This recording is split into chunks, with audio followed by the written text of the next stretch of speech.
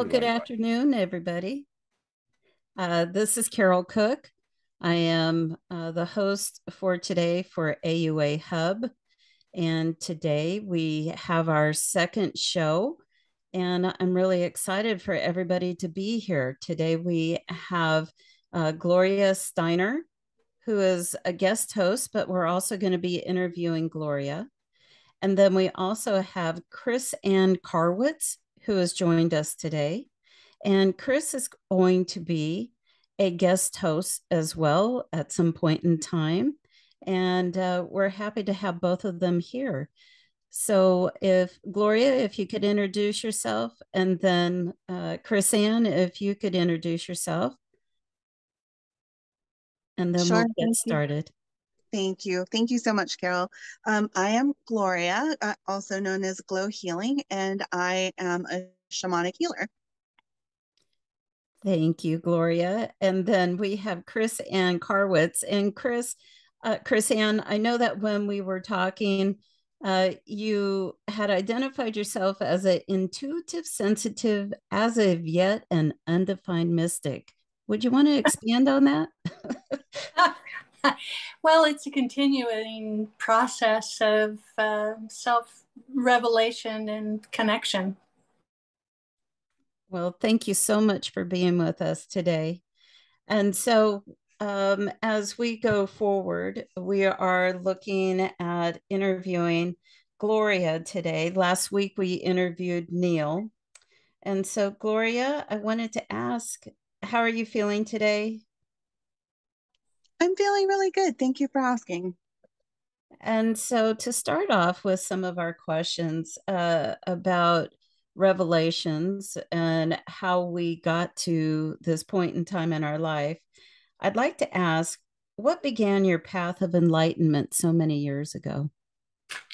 I guess I would have to say what began my path of enlightenment was just being curious about spirituality. I've always held I guess like abilities, but I didn't know what they were. I just figured everybody, was able to see things that weren't there, or I had a vivid imagination. And what really got me to really look more into it was I had a family member who had two children pass away within 5 years, and it was very hard for her. And so I had a spiritual advisor that suggested to her, I had sent her a gift reading from her, and had suggested to her that I go and get a Reiki attunement, and that I could give her, if she paid for it, that I could give her all of the healings that she was going to need. And so that piqued my interest, and I looked into Reiki. I didn't know what it was. And so I did it for her because, I went to go seek out the Reiki attunement, not knowing what it was for her, because I love her so much. And when I got it, I didn't really realize how much my life was going to change as a result. And so I went in very skeptical. And once I got the attunement, I didn't feel or see anything. Everyone else around me were having a lot of epiphanies and astral traveling and all sorts of cool stuff. And I saw absolutely nothing. So by the time I got the second attunement, I did start seeing things, that I started noticing different colors and auras around people. And then it became just kind of getting to know everybody and just seeing everyone else's experience. I realized that I'd had a lot of abilities that I didn't know I had, and I was afraid to actually talk about them, because growing up, that was something that was taboo. It was something that was considered bad, being Catholic, growing up Catholic. And so as an adult, I just made a lot of friends that were spiritual, and they're the ones that really got me into spirituality. And I'm so glad I did. Wow, that must have been really kind of shocking for you. And for all of our listeners, I just wanted to mention we have Neil Janklow, who was our interviewee last week. He has joined us today. Hello, Neil. Hi, good to be back. Hi, everybody. Thank you for joining. And so, Gloria, I do have a question that has to do with when you did get that Reiki attunement and you didn't feel what everybody else was saying that they were feeling. Yeah. How did you feel at that point? What was the words of frustration that kept coming to you? I was like, I've been duped. Like, what happened? It was really funny because I really was expecting like this whole movement of images, and that I was going to see, actual people, and I was gonna hear things. I literally saw nothing, and it didn't. I went home disappointed, and I even talked to my husband, and he's like, "How'd it go?" I go, "I don't know. She just put her hands on my face and said some words that I don't understand, and boom." And everyone else was saying that they saw all these wonderful things, and I didn't. So the first time, I have to say, it was a real letdown. But the more I the more that I read about it, and just kind of, I just had this open mind to it. I was skeptical at first, but once I opened up to it and really embraced it and thought, well, if they're saying that it's going to help, my person, the person that I got this for, then it'll help them. And I literally was playing around, and I actually felt something. My hand started warming up, and I looked at her, and I go, "Did you feel that?" And she goes, "I feel something." And then the more I played with it, the more I realized that there was actually something, and I just hadn't realized that I had it all along. And so the growth was just really practicing and being of open mind. And when I did that, all of these wonderful things started to happen. Not only did I start to see things and feel things and hear things, but I started to meet wonderful people such as yourself that actually helped me, kind of hone in on what my abilities are and open up to new ones. So it's been a wonderful ride.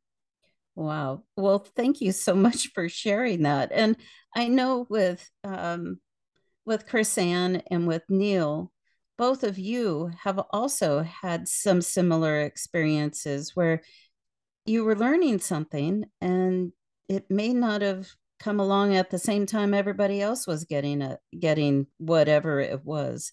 Chrisanne, do you have any comment on that? I think I've had a little bit of a different experience. I think I was born weird. Like all of us. Yeah. So, Good thing. yeah, just embrace the weird, for me. And then it's been this lifelong process of me and other, if that makes any sense. So I think we all have individual gifts, and then we're all connected. And I love what you had said earlier about how you just kind of, it sounds like you kind of relaxed into it and then allowed the energy to flow through. Is that correct? I did. Yeah. And it really changed everything. And then Neil, you had something similar, I believe, too. Let's see, which point in life I have there, where you're trying really hard to get something because everyone around you is. I'm repeating what I heard. I'm trying to think of circumstances, in a class situation where everybody's experiencing like things that you can't see, but they're experiencing, and like epiphanies, like psychedelic patterns and things. They're feeling like someone's like holding their shoulders, but they're not there. Warming of hands and things.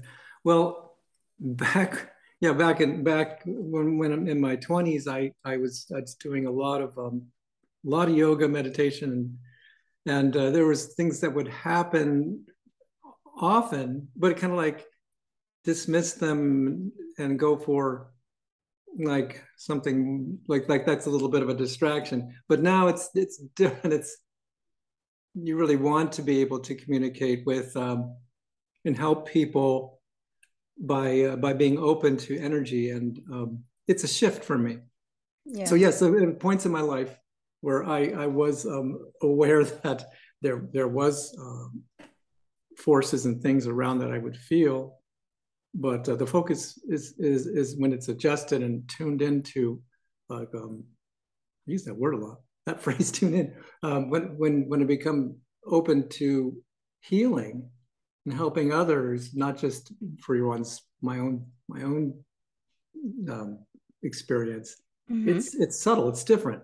Right. So yeah, there was never really a point where I was trying to feel something that everybody else was, because my situation was I was the only member in the class in the certification program, and I was just expressing what I was experiencing, and so that is different. I mean, it was different because I'm seeing this and this, and then the instructor was like, kind of like, yeah, great. Mm-hmm. Well, anyway, so different circumstance, similar experience. And this is why I wanted to ask this question of our co-hosts, because for all of our listeners that are out there, and they may be few, there may be many, you may have an experience that doesn't even resonate with anybody that you know. And to reach out to the community is something that you may be uncomfortable with, but once you do, you'll find somebody with a like experience, somebody that may understand that experience, and you're not alone. And that's partly the reason for this podcast. And so with that, Gloria, I wanted to ask also, because you mentioned about this person that had lost the children, that was really the driving force to try to understand what your skills were. And so was that in the last 3 to 5 years, or was there something else that happened that you wanted to share? So that is actually when I was comfortable enough to even open up to being a spiritual person. And that was within the last like 5 years, I would say. But I've always had abilities. I just didn't realize that I did. I used to see, I used to see shadows. I used to see people that I knew had passed.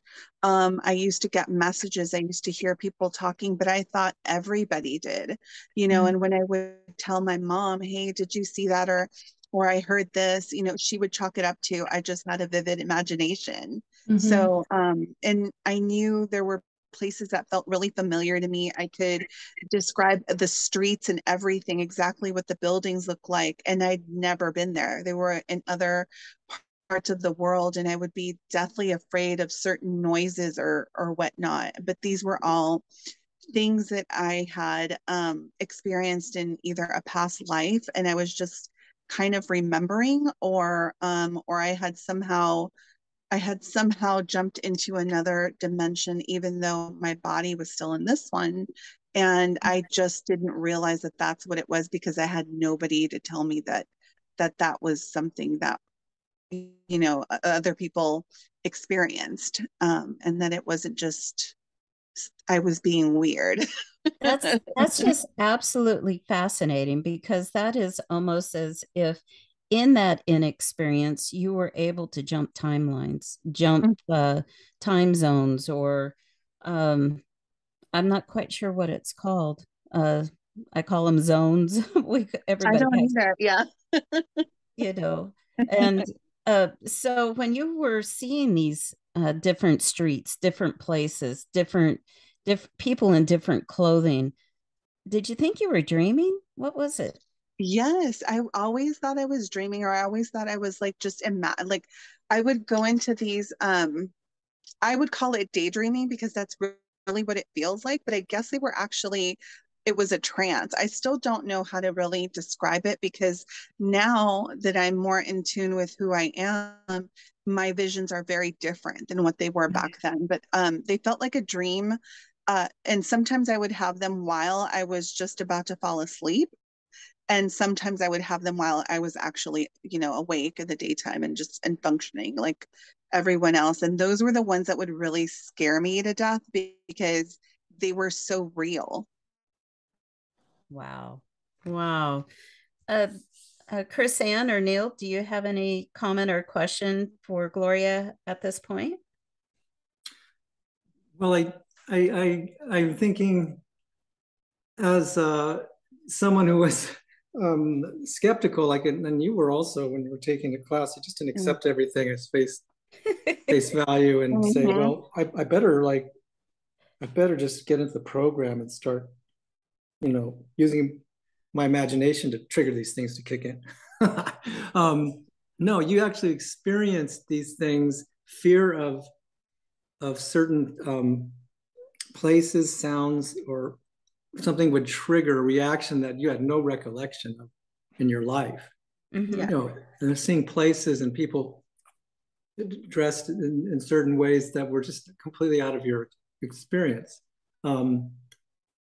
So it's fascinating to me. It's like, other like maybe another dimension or a different timeline or quantum physics, where there's like multiple realities going on at the same time, and you just tuned into one. Or that could be an explanation if you're completely science minded. Somebody will throw a psychological book and say, well, you just like had a break or something stressful. But you can't discount these things just because they're not provable in the DSM books or whatever the acronym is. Right. This is things they can't be quantified always. And in my mind, I just hunger for validation, verification, the dog and pony show, one of my friends calls it. If you start to experience something that is just totally out of the normal, or somebody's speaking to you, and first thing I do is like, who is that? What's that voice? Because there'll be a voice, and they're like, well, am I schizophrenic? No, not. I've never been diagnosed. But it's always a puzzle. And then I just immediately start like, where are you? Who are you? What are you? The whole interrogation. And where did you come from? And what are you doing? And what do you want? And do you get that, Gloria? I'm just curious. If you get visits and hello, what are you doing in my aura? Yes, I did at the beginning when I really first started to practice my abilities. When I first started about 5 years ago, I would get them a lot more, especially when I started getting into reading for other people. I would notice I would wake up and there would be like a man standing over me, and that would freak me out, but I knew that they weren't really there. It was just a spirit that I was seeing. And then finally I got really good at saying, okay, you're scaring me now. Can you go away, please? And they would go away. Okay. They cooperate. And Chrisanne, did you have any comment or input into that topic about dimensional travel? Well, I do. Well, first of all, what touched my heart was when Gloria was talking about, and Neil talked about being alone. And I've certainly felt that. Like, am I crazy? Am I alone in this? And I think what I've been experiencing, I do believe this has been a lifelong lesson that's taken on different levels, is that there is no separation. There is no you and me. There is no us and other. The truth is that we all really are connected. So when these weird things happen, if we can allow ourselves to relax and stay true to who we are, then the experience can be profound. It can be larger. I kind of wish that instead of children, when we were said that we had a vivid imagination or we were sensitive, which I was told I was too, I wish that we had a wizard school, where you can be like, hey, can you light a fire? Hey, that's cool. Okay, so let's put you into this class, or can you see spirits, or can you see, so that these skills can be honed and accepted more. I think the connectedness is the answer, not just to each other, but also truly leaning into our own truth. Wow, what a beautiful response. Thank you. Well, for right now, I wanted to say we're going to go ahead and take a break for one of our sponsors for the AUA Hub show podcast. And so with that, we'll go ahead and take a break, and then we'll come back with some more questions for Gloria, and thank all of you for being in attendance.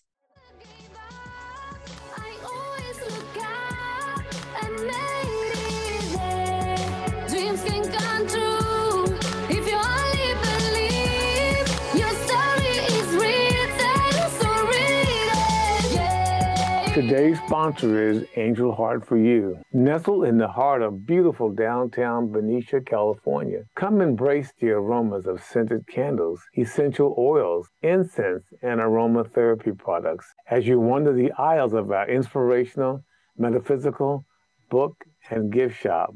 Please call 707-745-2024.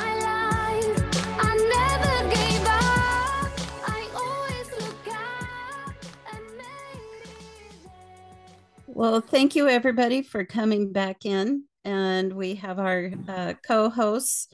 We have Chrisanne Carwitz, we have Neil Janklow, and we have Gloria Steiner. And we're interviewing Gloria today with some of her experiences. And I did want to include that if any of our listeners are listening live, they can call in to ask questions of any of us at the number of 1-844-390-8255. And this is a phone number that is provided by CTR Network, who is our producer.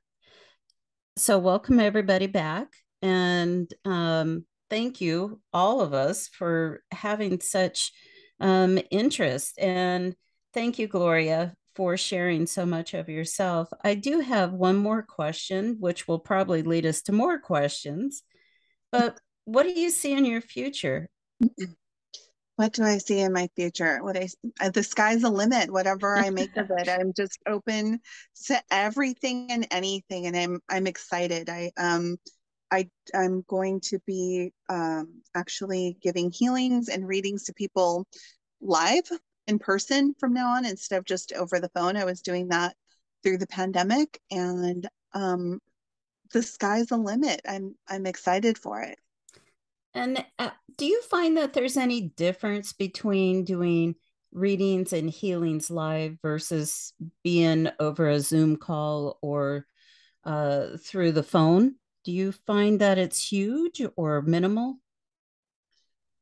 For me, at the beginning, it was a huge difference. Now, because I've done this for a while, now it's minimal for me, but I still like one-on-one in person. There's something about being in front of that person that gives you that connection that you can get it over even video, but there's something, I don't know, there's just something special about just being in front of that person and being able to connect with them live. It kind of brings their energy into ours, or our energy into theirs, and it seems to really hone in on that connection to get answers and to be clearer on what you're seeing. Do you find that? I do, actually. I do. And especially with the healing, I'm able to look inside of them and look at their energy grid and really pinpoint exactly where they're hurting, where their trauma is, and the visions are, I would say they're stronger than over the phone. Wow. Wow.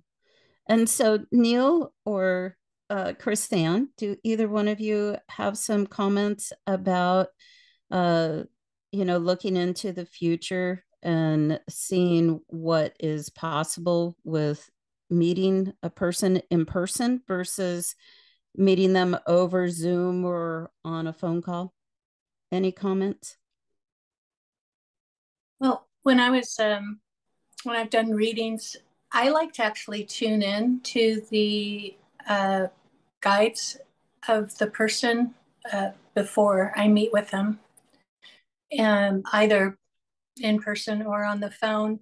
And then it helps me because when they verify things that I've been told, then it makes me feel like I know for sure I've had a connection, and it gives me more confidence. So, and it's really cool. It's a lot of fun. I like that. It's really cool. And Neil, do you have some input into meeting with clients face to face or doing yoga over Zoom, or what your specialty is? Yeah, I kind of on the same page as Chrisanne. I do. There's what I usually do is energetically get familiar with a person and do the kind of reach out to guides, to to angels, whatever you can, what you would call them, entities in ethereal plane that are there to help, even relatives that have passed on, and get some kind of, like you said, validation beforehand, and then see if it works, if it's accurate. I mean, yeah, I can give examples, but it's pretty much similar to that. Now in person, there's other things that can be done with aura reading that is a little different than doing it remotely. However, I don't really just see much of a difference in my experience, which may not be as much as Gloria's. Yeah, so it's I'm really I'm kind of mixed on that. Which is best, which is different. They're different, but it's all powerful. It's all the same information coming in kind of a different way. It is a lot of fun when you get when there is validation, because right. It's like something's working. It's like working. Not I'm working. It's like working through me. So it's like something came through, and it's and it's spot on. Like a relative or a favorite activity, or a pet or an item or a person. And maybe you're not crazy, right?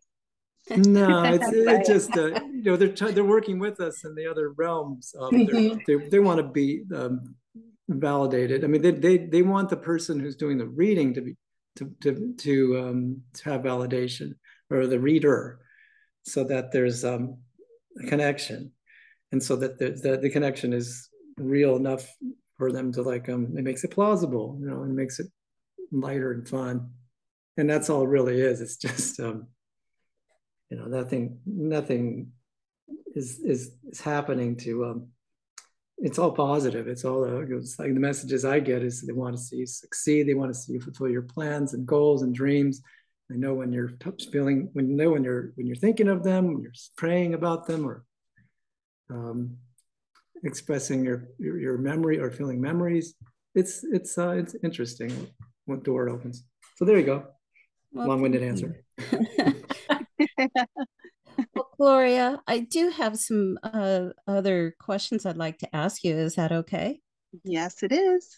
So, as long as you've been doing this, you talked about doing readings. You've taken Reiki.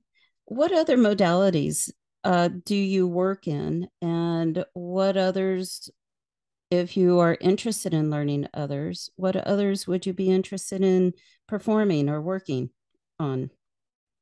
Oh, wow. That's a good question. So, over the years, so I've taken like light language, I've taken Akashic Records, and I'm certified in that as well. Let's see what else. Past life regression. I'm trying to figure out, there's so many that I've taken over the years, but it's funny because I didn't realize that I already carried a lot of those abilities and I was already doing them. It was just natural for me. And it was funny because when I did speak to other, to other readers, psychic, spiritualists, I would get, that's how I learned, is they would tell me about their experiences and I would say, oh, okay, so that's like a thing. Okay, I do that. The Astral Travel was another one that I didn't know about, that I am really intrigued by. I I really want to learn how to do remote viewing. I can do basic stuff, but not as intricate as other people around me. So I would love to learn more about that. I would like to learn more about, so I already do a sound healing with the sound bowls and drumming, Cool but I too. would love, yeah, but I would love to do the fork tuning. That's another one that I really want to learn. Oh, that's fascinating. The fork tuning. Do Mhm. Chrisanne and Neil, do you know what fork tuning is? I haven't heard of that. Not outside of music, which my experience with music is extremely limited. So no. Well, I know that there's forks that you could purchase that have different tones that match the energy centers. If that's what you're talking about, that it's not tuning a fork, it's tuned forks. Then I know what it is. Yeah. Yes. Yes. Okay. I know Okay. I'm not saying the right thing. So, And Gloria, what is it about the tuning and using those tones that draws your attention to that? I think, for myself, in thinking about that and learning how to use the forks to do tuning either on my body or on my energy, that it could cause an additional vibration that's sent out to the universe. Is that how you see that? Yes, and it's actually a much more gentle way for somebody to get a healing through sound, and they're physically seeing it, versus if I was to do a journey or an energetic healing, the person doesn't usually get, an image. I would have to describe it for them, and that's how I do my energy healings. But with tuning fork therapy or sound bowl healing, you can actually feel the vibration of those things working, and you will be able to feel it in each part of your body that needs healing. And that's the part that I like. Hmm. I just am also thinking about the Akashic record training. What was that like for you? It was interesting. I didn't really I didn't take a formal, like with an actual teacher. I took online courses. And so with that one, with the Akashic Records that way, that was actually pretty cool because I was able to go, at my own pace through an online school that did it. And so it was really cool because I was allowed to ask, to go back and ask questions, or like redo the meditation when I was getting the attunement, versus when you're in a live class, and there's a bunch of people around. I don't know about you guys, but I get really shy and I don't want to ask the question again. So I'll just kind of let it go and hope that they'll repeat it, which is bad. I need to be better about that. But with the Akashic Records, it was really cool because this particular course not only described what the Akashic Records were, but the different modalities that it came in, because my understanding was very limited. And so it was really cool figuring out that, these are records of everything that you've done and that you're going to do. So, and what those experiences were. So I thought that was pretty cool. And then being introduced to the light beings and connecting with them, that was really cool. Really like that, because I know when I tried to go, or when I went to the Akashic Records, I didn't have a great library. And I'm laughing at that. My library looked like the public school library. There was nothing glamorous about where I went. So I just really think maybe I might need to take some more training on that. That way, how about a different. How about a cave? But mine was even worse than a public library. That's what you got, Neil, a cave. A cave, yeah, dark cave. You know, and I'm gonna put a hand into a crevice and pulled out a book. Oh, no. Well, my experience, the first time I went into it, it was literally a hall with different rooms, and each room had all of these scrolls, like old scrolls. That was the first one, and that's kind of the one that I always go to. And the other one was like yours, Carol, where it was this giant room that looked like an old public library. Yes. It was just filled from floor to ceiling with like scrolls and stuff. And we want you to do some cleaning up maybe while you're in there. I know. I was going to ask Neil if how did the writing on the book appear? Was it spray paint, or was it figures, or did they actually have writing on his in the cave? It was there was an interpreter there. Really? Carol and I were doing a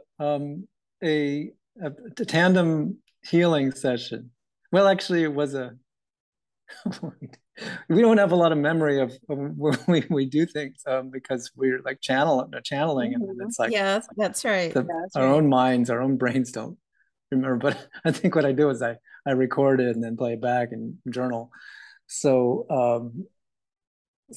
Carol, I don't remember what it was, what we were doing, but I remember getting guided. I remember following a saint into this cave, and the saint pulled out the scripture, the old book, and then read from it. It wasn't me looking. I didn't see. It was it was Michael. Oh, that's cool. Yeah. So it's another topic. It's kind of talk about guides and spirit guides, angels, and those sentient beings who are here to help. And you know what? They show up at all different times. Go ahead. You were saying. Oh, I wanted to ask Gloria more about the light language. I thought that was pretty cool. How did that happen? So funny you should ask that. Actually, it was something that I've always been drawn to, and I would speak in like these. Well, I would more like kind of really badly sing in these little spurts of language that I would like make up as a kid. And then growing up, I kind of forgot about it. And then actually Carol was taking a course, and I had been seeing like weeks before, actually months before, I'd been seeing a lot of these little snippets that I watch on social media where people were doing this really funny language, but it was so pretty to me. And I could actually not understand what they were necessarily saying, but get the actual energy from it. And I really wanted to learn it. And so I would try to mimic what they were doing, but my voice wouldn't allow it. And so when Carol said she was going to go take a course, I'm like, I want to come. So I signed up, and the rest is history. We went together. It was an amazing class. It was a small class, and once we got the attunement, it was really cool just going back. It felt really embarrassing speaking it the first couple times I did it, but I actually use that now as part of my modalities when I'm healing somebody. Wow, I really like that. Well, what I would like to do right now is we're going to take our second commercial break from one of our sponsors. And when we come back, I have a couple more questions on light language for Gloria and everybody else. So thank you for tuning in, and we'll be right back.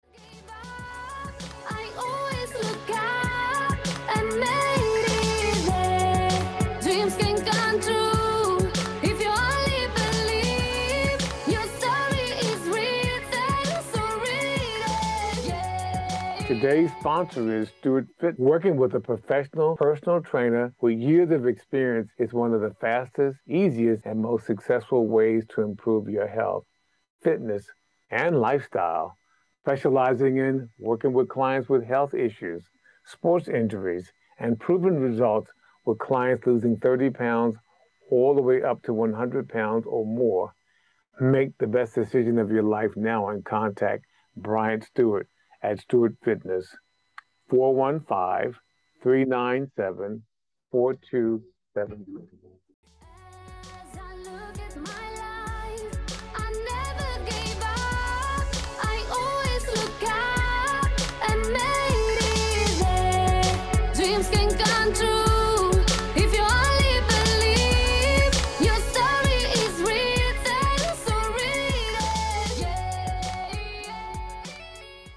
Well, welcome back, everybody. And we're in the last quarter of our show. I want to thank everybody for being here with us.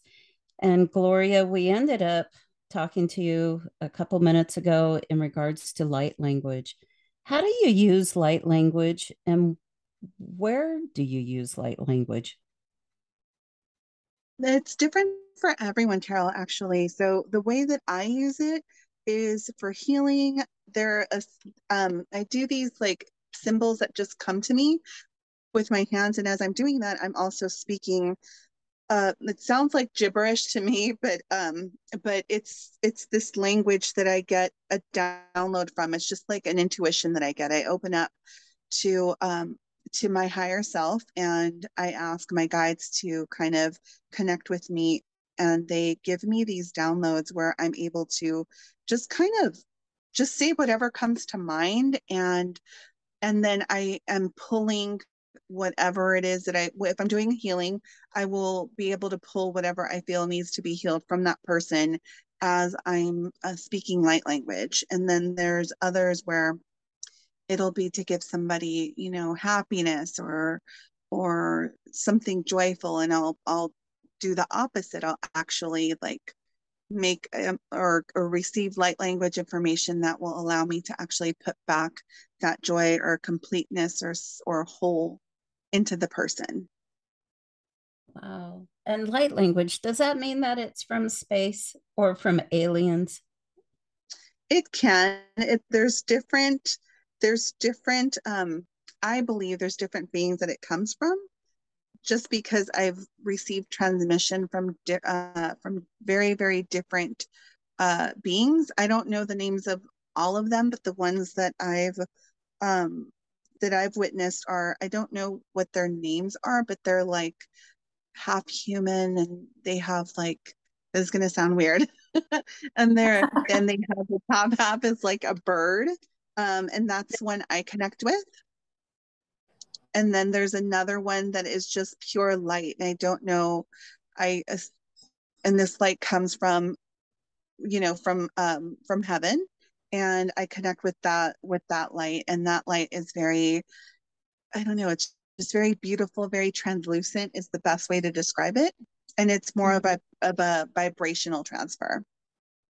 Wow, it sounds beautiful. I mean, if we can use light language as a mode of communication between all light beings, period, whether they're here in this galaxy, this dimension, that would be like the one language that would span everything. Do you think it could be that, or it might even be just our psychic abilities that can reach out to everybody and everything? That's a good question. I don't know how to really answer that. I would think that it would just be just a energy vibration,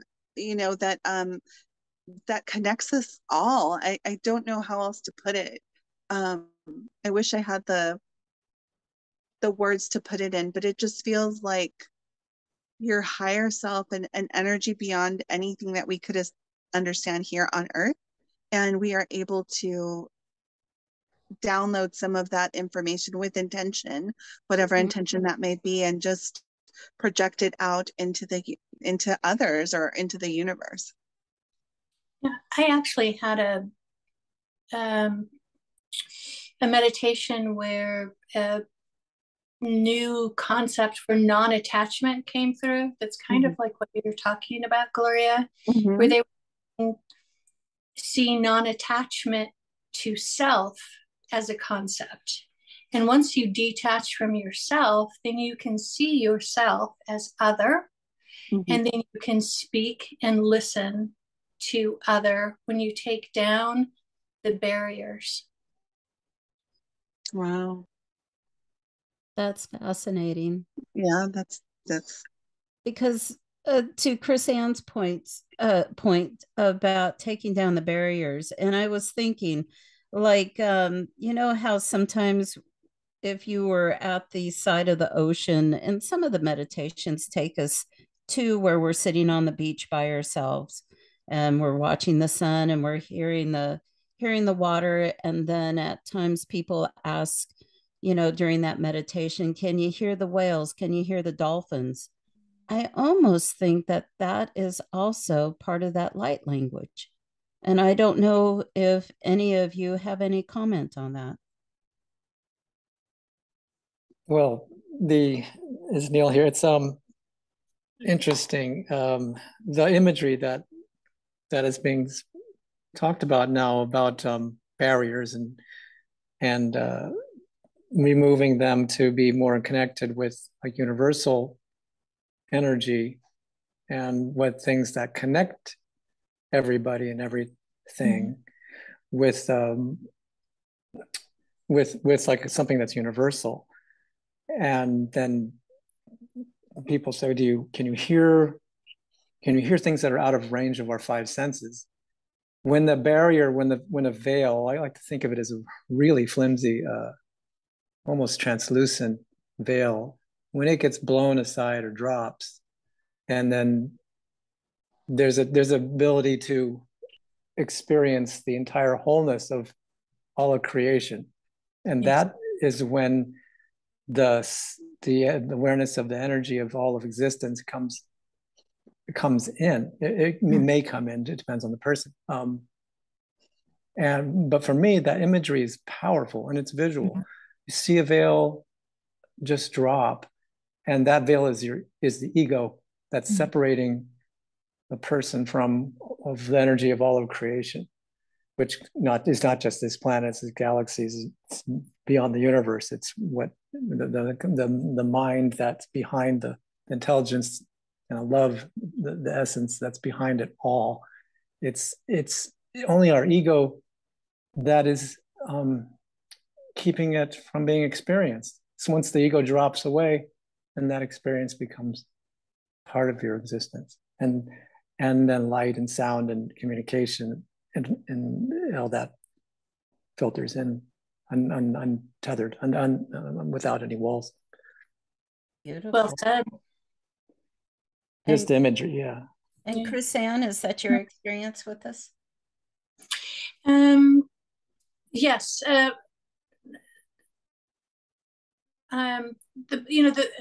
A lot of Buddhism has to do with non-attachment. So actually, having dated men that are into non-attachment, and having seen them use non-attachment as a way to not be intimate. Nothing against men in general, but like I think sometimes people see this non-attachment as a way to safely disconnect, which we're going right back into ego again, right?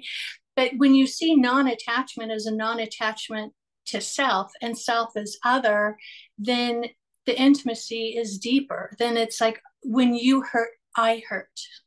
And now we're truly deeply connected. And being a science geek, I am of the opinion that all of creation is made up of light and sound. So the more we can lean into that and have the awareness that we're truly all connected to all inner living, non-living, organic, inorganic, then we become this this really beautiful connected place where we can hear each other without words, and we can see things without needing to have them be right in front of us. You know, we can just know things and trust ourselves.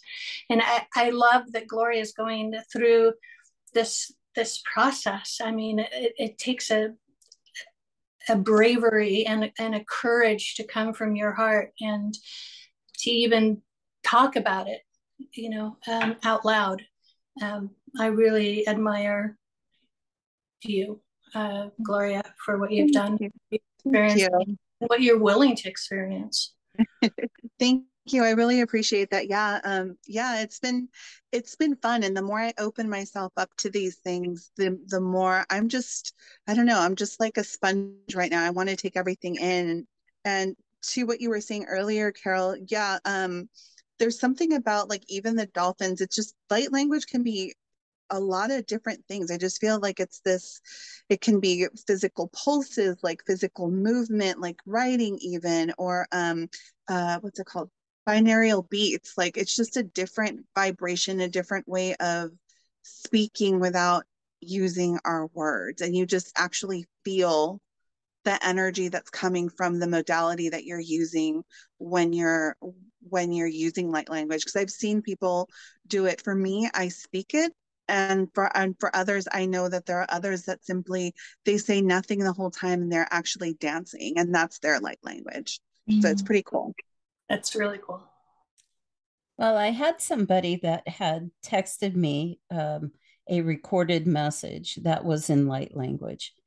And I have to tell you, I've been through the light language class. I'm certified in it. I don't regularly talk in light language, but I can tell you for a fact, to receive a message that's in light language, it literally made my hair stand on end, because it was not of this world, and it was surreal, and it was sent to me by a fellow, you know, human being. And to just understand that this language is out there. And even though for us who start to speak it after we learn it and it feels like gibberish, there really is something in it. And to have a spirit come through, whose ever spirit it is, in that light language, I just, you know, I think about it and I can't fathom how far it could truly take us. And I, you know, maybe this is so far-fetched, but I'm thinking that this even might be something that amongst all the different dimensions across the entire, you know, universe, that this might be something. So I just wanted to, you know, bring that up. And then also, we are going to be closing up with the show here in just a couple of minutes. And so any parting thoughts from Chrisanne, Gloria, or Neil today?